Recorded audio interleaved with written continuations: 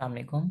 आज हम बात करते हैं कि हैशिंग क्या होती है, हैशिंग वर्क किस तरह से करती है, कौन कौन से वाले एल्गोरिथम्स अवेलेबल है हैशिंग के, और हम हैशिंग यूज़ क्यों कर रहे होते हैं। लेट्स सपोज कि हमारे पास ना कोई डेटा है और दैट इज़ रैंडम। हमने उसमें से कुछ फाइंड आउट करना है, नाइन, और हमें नहीं पता नाइन कहाँ पे होगा। हम स्टार्ट से स्टार्ट करते हैं फर्स्ट एलिमेंट से, वन बाय वन मैचिंग कर रहे होते हैं, और अगर कहीं पे वो एलिमेंट मिल जाता है तो हम स्टॉप कर जाते हैं, अदरवाइज लिस्ट अगर एंड हो जाती है तो वही से कि डेटा एग्जिस्ट नहीं करता। ठीक है। और या कभी ना हम हमारे पास डेटा सॉर्टेड फॉर्म में भी होता है। ठीक है। तो जब सॉर्टेड फॉर्म में डेटा था उस टाइम पे हम लीनियर कोई अप्रोच यूज़ नहीं कर रहे होते, क्योंकि हमें मैथमेटिकल वे से एक एज मिल जाता है कि बेस्ड ऑन सम फॉर्मूला हम फाइंड आउट कर सकते हैं कि वो एलिमेंट किस साइड पे होगा। तो बाइनरी सर्च हमने अप्लाई की थी उस टाइम पे। हम मिडल एलिमेंट फाइंड आउट करते हैं बाइनरी सर्च में। ठीक है। लेट्स सपोज जहाँ पे इस अरे में से मिडल एलिमेंट फाइंड आउट करते हैं तो हमारे पास सिक्स बन जाएगा। और देन हम फाइंड आउट करते हैं कि नाइन सिक्स की लेफ्ट साइड पे होगा या राइट साइड पे होगा। ठीक है। दैट इज ग्रेटर, तो ये सिक्स की राइट साइड पे होगा, लेफ्ट साइड पे हो ही नहीं सकता। ठीक है, क्योंकि डेटा सॉर्टेड है। तो देन हमारे पास ना हाफ पोर्शन लिस्ट का वो एक तरह से सर्च स्पेस में से निकल जाता है, माइनस हो जाता है। ठीक है। तो देन हमारे पास रिमेनिंग एलिमेंट्स इतने रह जाएंगे, इतने में से हमने फाइंड आउट करना होगा। और सेम उस ये प्रोसीजर हम हर स्टेप पे कर रहे होते हैं, that is the binary search. इस तरह से हम वर्क कर रही होती है, हमने स्टडी कर लिया हुआ था। इनमें से ना कोई भी सर्चिंग एल्गोरिदम हमें ये गारंटी नहीं देता कि हम डेटा उसके अंदर कांस्टेंट टाइम के अंदर फाइंड आउट कर सकें। ठीक है। कोई भी एल्गोरिदम ऐसी हमें इसमें से गारंटी नहीं दे रहा होता। लीनियर सर्च हमें एन आइटरेशंस करनी पड़ सकती हैं। अगर हम बाइनरी सर्च अप्लाई करते हैं तो हमें लॉग एन ट्री की हाइट बन रही होती है, हमने फाइंड आउट किया था तो हमें लॉग एन आइटरेशंस जो था उसके अंदर करना पड़ सकती हैं। ठीक है। इन वर्स्ट केस हमें चाहिए क्या होता है कि हम कांस्टेंट टाइम के अंदर डेटा फाइंड आउट कर सकें। तो फिर हमें ना डेटा को किसी ऐसे वे से सेव भी करना पड़ेगा कि हम उसे कांस्टेंट टाइम में फाइंड आउट कर सकें। हम रैंडम डेटा को ऐसे फाइंड आउट नहीं कर सकते, और हर कोई डेटा हमारे पास जो था वो सॉर्टेड भी नहीं होता जिसपे हम बाइनरी सर्च अप्लाई कर पाए। ओके, लेट्स सपोज ना एक सिंपल सी एग्जांपल लेते हैं, रियल वर्ल्ड, आपको थोड़ा क्लियर हो जाएगा कि हैशिंग का ना पर्पस क्या है। से कोई बैंक है, उसके अंदर ना इस तरह से इतने ज्यादा ड्रॉज हैं, और बैंक के इतने ज्यादा कस्टमर्स, सम सिटी बैंक जिसके अंदर इतने जिसके इतने ज्यादा कस्टमर्स, हर कस्टमर की ना कोई डॉक्यूमेंट्स आते हैं। लेट्स सपोज कभी किसी कोई चेक बुक आ गई, कभी उसने किसी टीडीआर के लिए अप्लाई किया था, उसके टीडीआर आ गए, ऑल दैट। तो फिर बैंक उनको ना कॉल कर रहा होता है कि आप अपनी चीज़ें आकर रिसीव कर लें।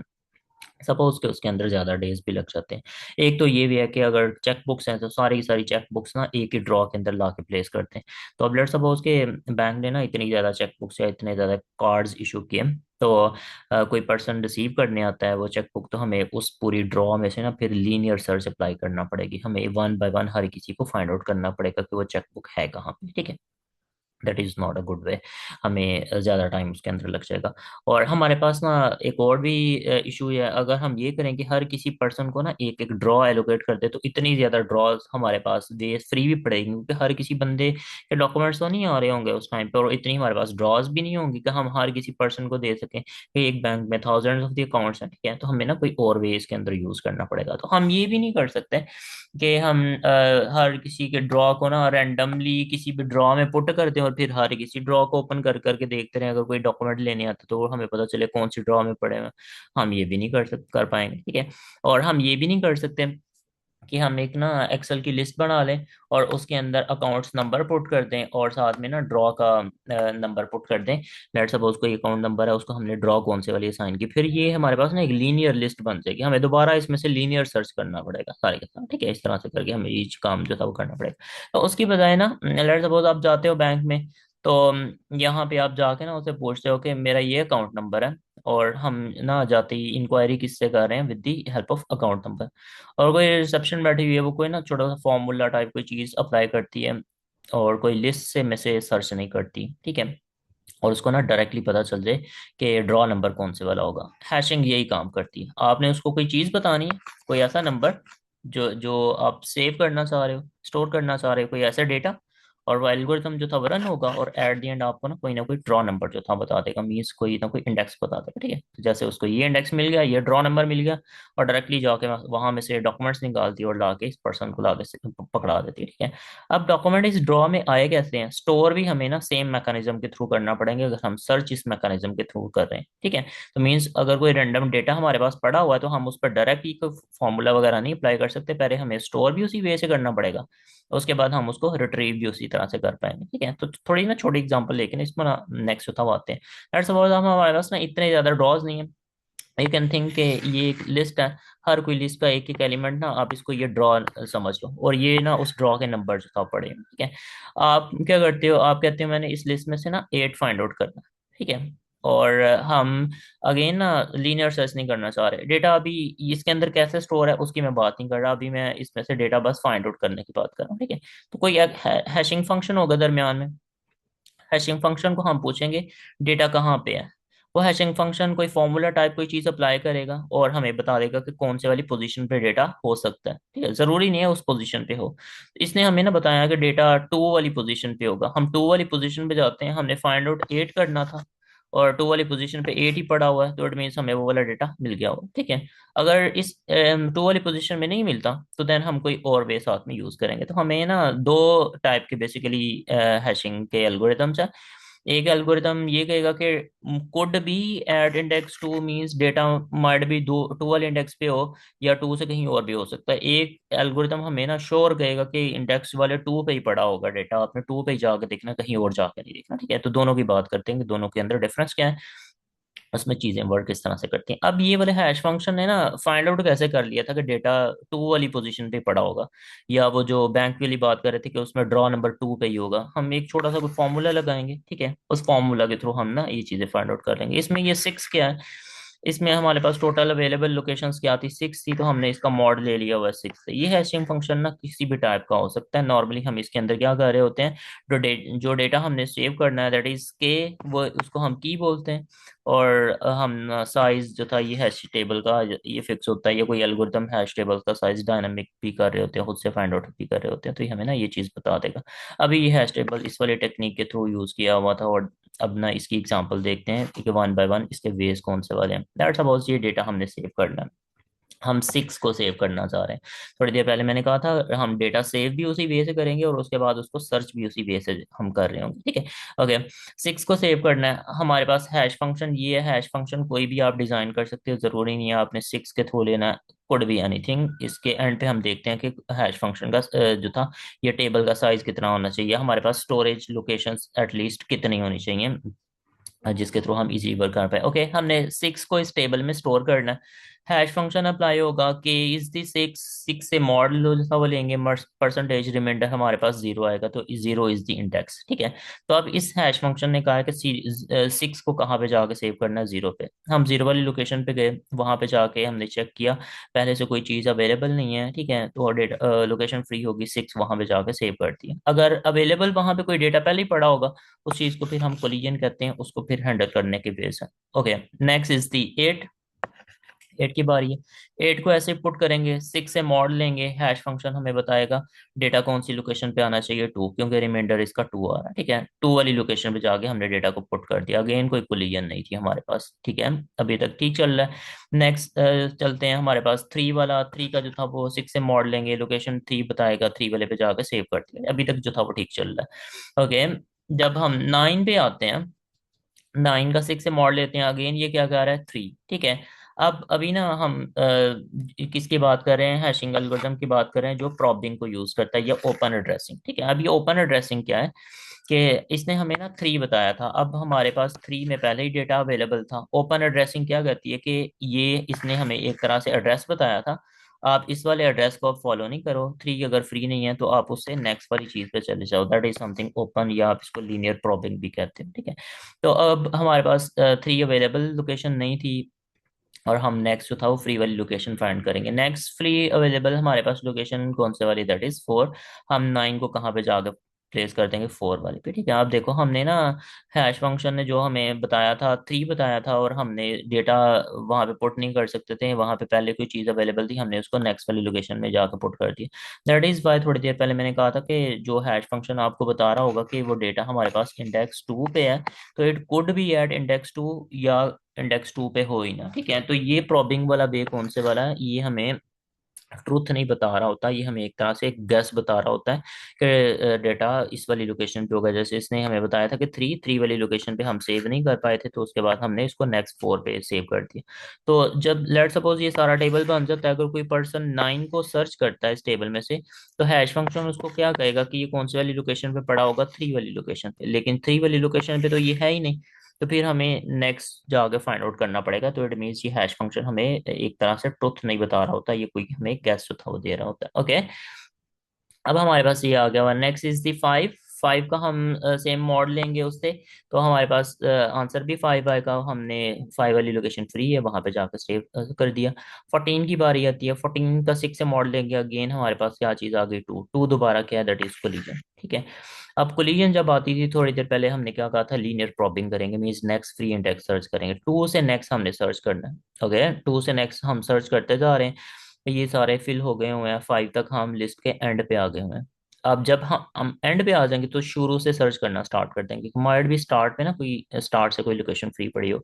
ओके, पहली वाली लोकेशन भी फ्री नहीं थी, उससे नेक्स्ट वाली एक फ्री थी, वहां पे जाके हमने इसको पुट कर दिया। ठीक है, ओके, अब देखो अगर ये वाली भी फ्री ना होती लोकेशन, हमने स्टार्ट कहाँ से किया था, 2 से, तो इट मीन्स ये सारा फाइंड आउट करते करते, इधर से शुरू से स्टार्ट करते करते अगर हम दोबारा 2 पे आ जाते, तो इट मीन्स कोई भी लोकेशन फ्री नहीं थी होनी, ये हमारे पास टेबल या ये जो कुछ भी था ये सारे का सारा मेमोरी ये फुल हो गई होनी थी, तो इट मीन्स हम इसके अंदर फर्दर डेटा सेव नहीं कर सकते। ठीक है, तो ये प्रॉबिंग वाला जो था वो इसका एक ये ड्रॉबैक है, अगर हमारे पास जो था वो साइज उतना है, डेटा ज्यादा आ जाता है, तो फिर हम इसके अंदर सेव नहीं कर पाएंगे। ठीक है, तो इट मीन्स हमें एटलीस्ट जो था इसका साइज इतना रखना पड़ेगा। से मुझे 50 क्वांटिटीज इसके अंदर सेव करनी है, तो एटलीस्ट मुझे हैश टेबल का साइज 50 जो था वो लेना पड़ेगा। ठीक है, तो 50 लूंगा तो मैं मॉड किससे ले रहा हूँ, 50 से। ठीक है, तो बेसिकली मॉड आपका ना नॉर्मली आपकी स्पेस को डिफाइन कर रहा होता है कि आपके पास कितनी चीजें अवेलेबल हैं। ओके, इसका थोड़ा सा एनालिसिस करते हैं।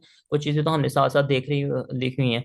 डेटा जब हमने सेव करना था ना, तो हमने क्या चीज़ अप्लाई की थी, एक हैश फंक्शन अप्लाई किया था। हैश फंक्शन ये एग्जीक्यूट होने की कॉस्ट कितनी है, जैसे दैट इज सिंपल फॉर्मूला, हम इसको कांस्टेंट टाइम के अंदर एग्जीक्यूट कर पाएंगे। ठीक है, तो इसको एग्जीक्यूट करने की cost that is big of 1। ठीक है, कांस्टेंट टाइम में। ओके, नेक्स्ट ना फिर इसने हमें बताया था एक इंडेक्स, अगर तो हमारे पास वो इंडेक्स फ्री था तो हम वहां पे जाके पुट कर सकते हैं, सेव कर सकते हैं। अगर इंडेक्स फ्री नहीं था तो फिर हमें ना लीनियरली कोई चीज़ चलना पड़ती है।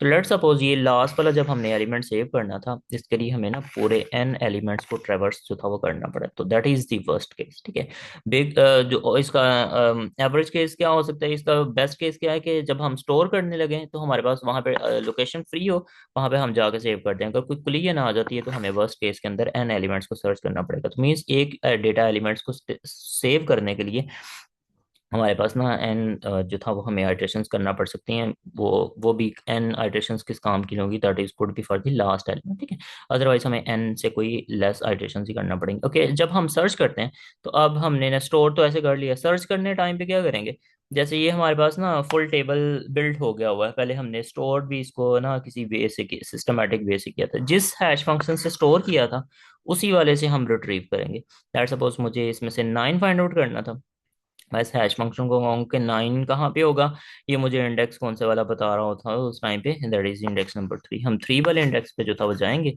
और देखेंगे कि वहाँ पे 9 है या नहीं। ठीक है, 9 अगर यहाँ पे नहीं है तो फिर हम उससे नेक्स्ट लीनियरली सर्च करना स्टार्ट करते हैं। ठीक है, तो ये इस तरह से वर्क करते हैं।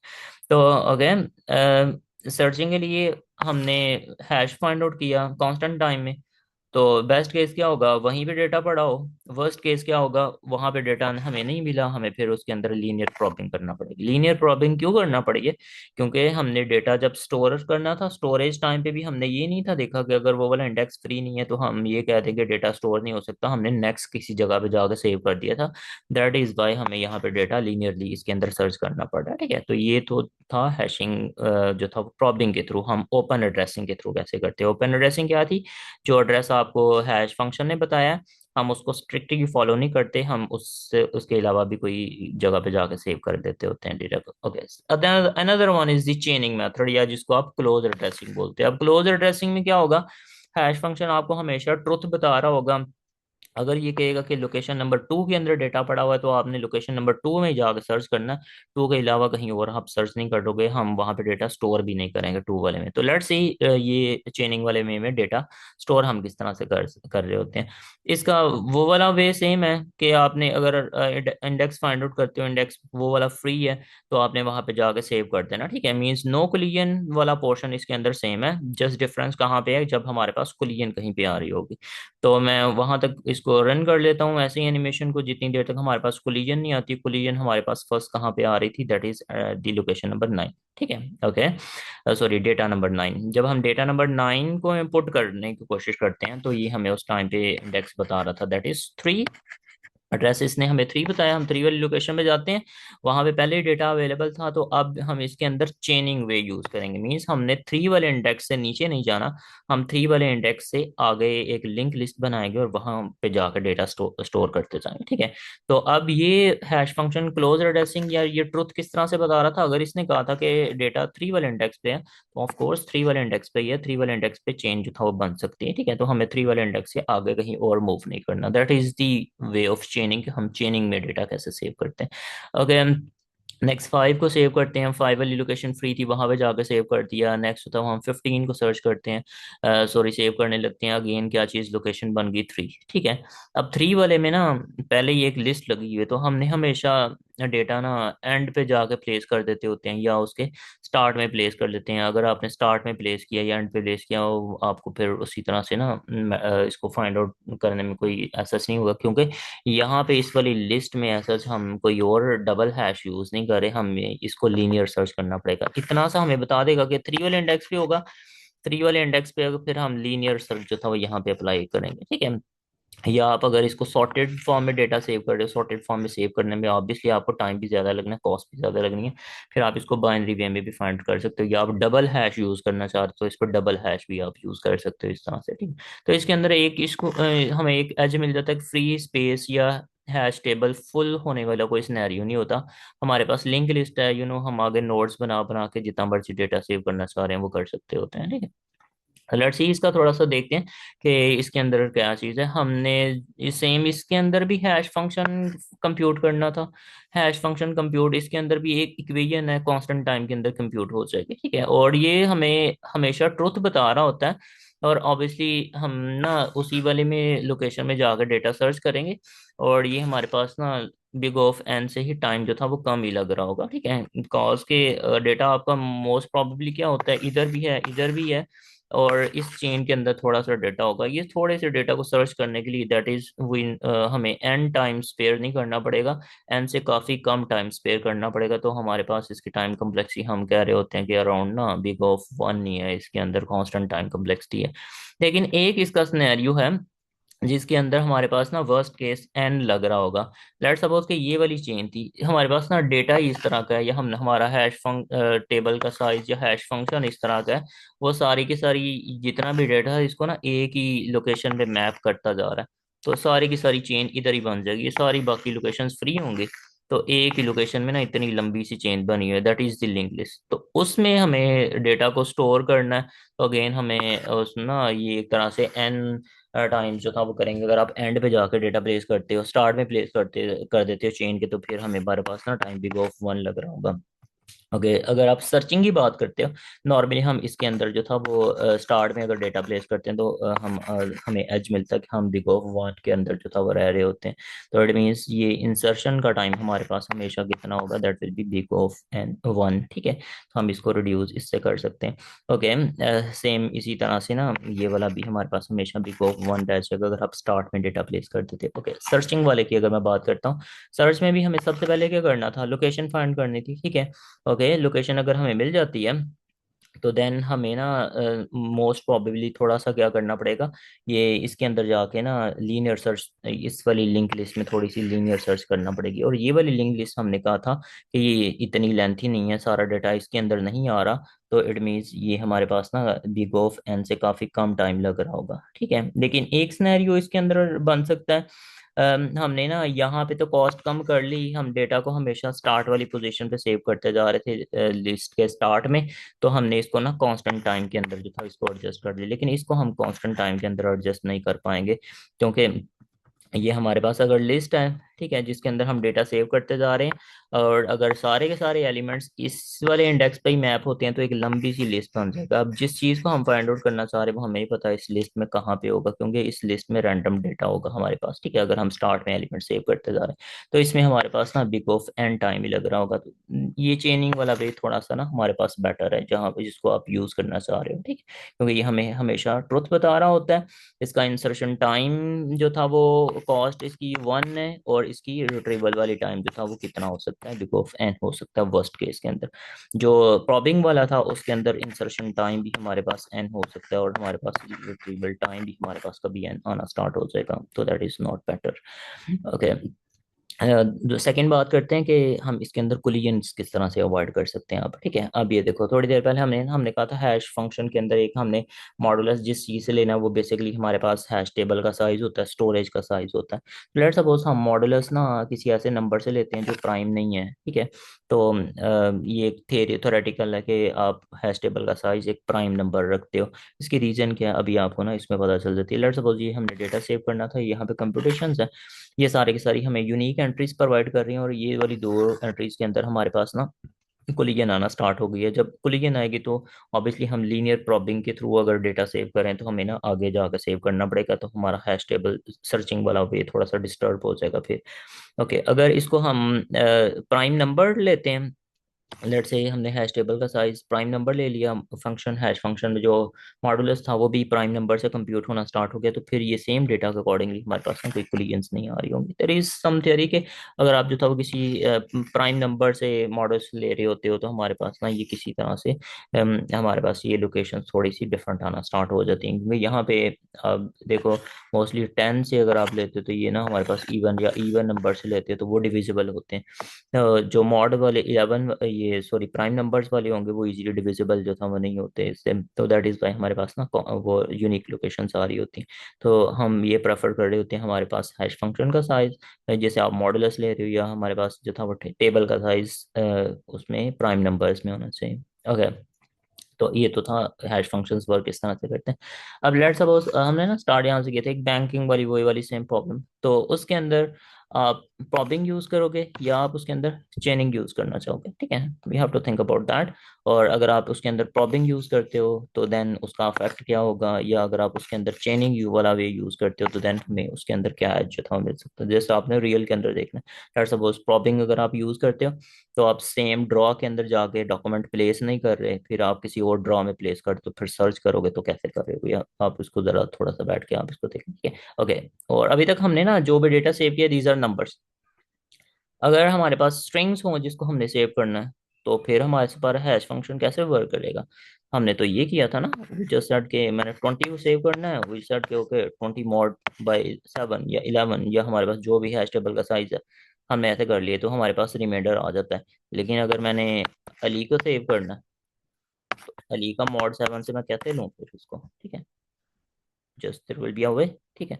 आप इसको सेव से अंदर जाके लेट्स सी नेक्स्ट क्लास में मिलते हैं आपको।